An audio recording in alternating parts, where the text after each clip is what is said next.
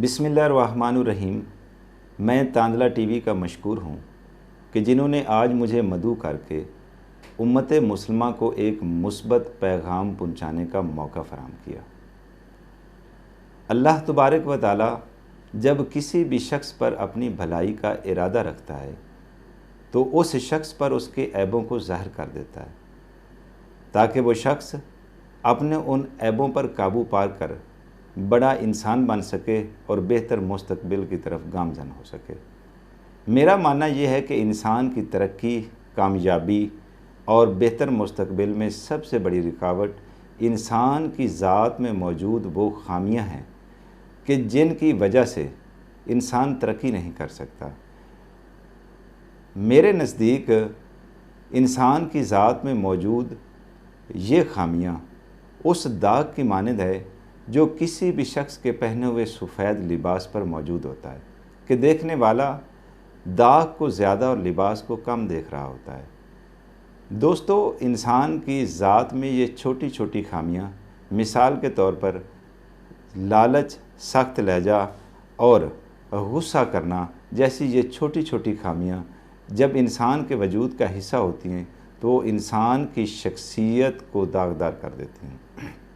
مثال کے طور پر انسان اگر سخت لہجہ اپناتا ہے تو اس کی شخصیت میں منفی رجحان پیدا ہو جاتا ہے، اور اگر اسی خامی کو انسان دور کر لے اور خود کو اخلاق میں ڈال لے، لوگوں کا احترام کرنا شروع کر دے، لوگوں کے ساتھ ہمدردی کرنا شروع کر دے تو بے شک انسان بڑا آدمی بن سکتا ہے۔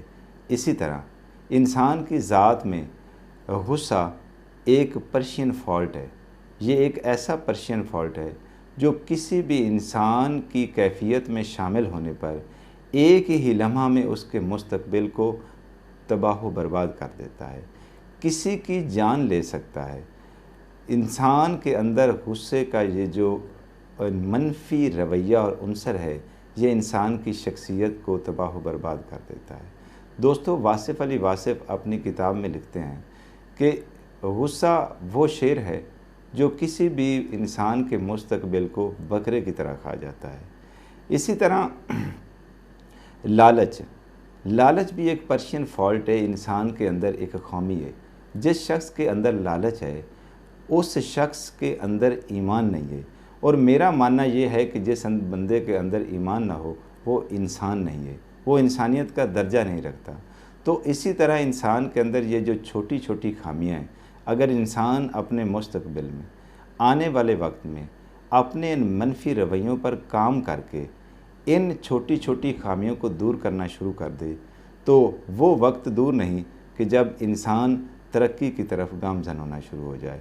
تو میں اس امید کے ساتھ آپ سے اجازت چاہوں گا کہ آپ میرے اس پیغام کو مثبت لیں گے اور آنے والی زندگی میں، آنے والے وقت میں اپنے ان منفی رویوں پر کام کر کے اپنی ذات کو، اپنے وجود کو، اپنی شخصیت کو اور اپنے اخلاق کو اور ان خامیوں کو دور کرنے کی کوشش کریں گے تاکہ انسان ان معززین میں شامل ہو جائے، معاشرے کا ایک اچھا رکن بن جائے۔